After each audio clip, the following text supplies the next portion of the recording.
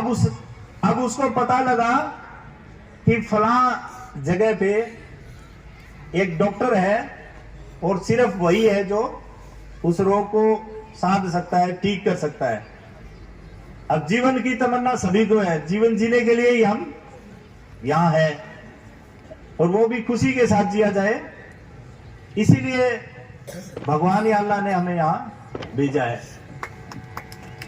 तो गिलहरी अपने गंतव्य स्थान से डॉक्टर के पास चलने के लिए जैसे ही चली तो उसे एक ऊंट मिल गया। ऊंट से उसने पूछा कि ये पता है भाई, बता थोड़ा अंदाजा लगा के कि मैं कितने देर में वहां पहुंचूंगी।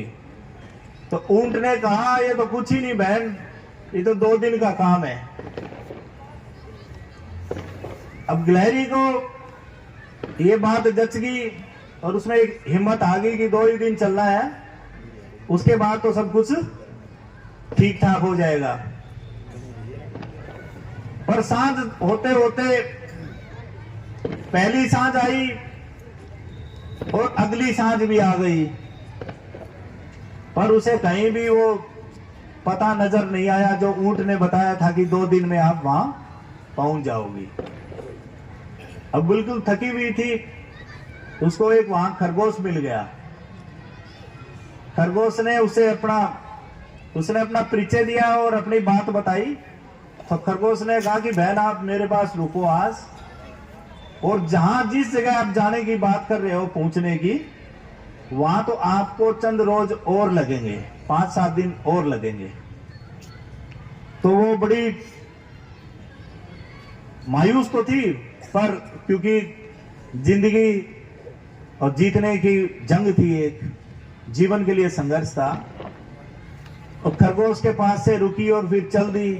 खरगोश ने भी अपने रिश्तेदारों के उसे एड्रेस दे दिए कि हर रोज तू यहां पहुंचेगी। पर जैसे ही सांझ होती गई और फिर देखा कि वो गंतव्य स्थान आया नहीं है, तो एक जहां वो लास्ट अगले दिन पहुंची, वहां एक बहुत बड़ा कीड़ी नगरा था जिसमें बहुत सारे मकोड़े और कीड़ियां रहती है, वहां पहुंच गई। उसने फिर अपनी वही बात बताई और जो ऊंट और जो खरगोश ने बताया वो भी बात बताई। उसने कहा कि ये एड्रेस है, इस पते पे मैं कब पहुंचूंगी। तो एक मकोड़े ने उसको कहा कि हमारे तो पूरे इस नगर में एक ही मकोड़ा है जो बाहर गया है, और वही इसके बारे में आपको बता सकता है कि आप वहां कब पहुंचेंगे। तो उस मकोड़े के सामने लाया गया, उसे पूछा गया, तो उसने वो कई देर हंसता ही रहा और हंस के उसने कहा कि इसमें तो बहन तेरे को वर्षों लगेंगे वहां पहुंचने में।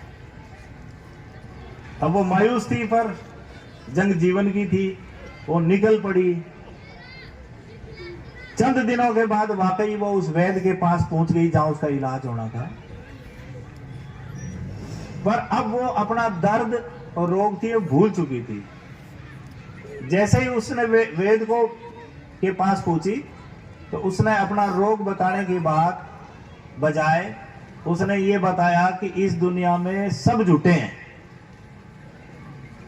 ऊंट जुटा है, वो कहता था 2 दिन में पहुंच जाऊंगी।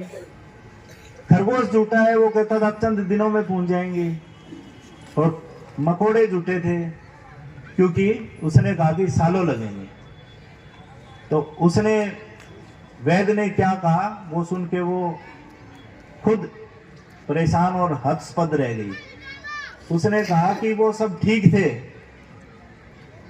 समझ तेरे ही नहीं आया, क्योंकि ऊंट ने अपनी गति से बतलाया, खरगोश ने अपनी गति से और मकोड़े ने अपनी गति से।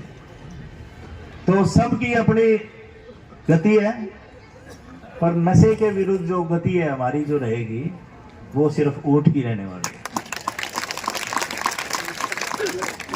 और मैं तो कहूंगा कि अपने पूरे इलाके में जो कम समझी का परिणाम है कि रोज लड़ाई झगड़े होते हैं, इधर उधर छोटी छोटी बातों को लड़ते रहते हैं, तो मकोड़ों की तरह सोचने का जो सिस्टम है ये बंद करो, ऊंट की तरह बड़ी सोच लाओ,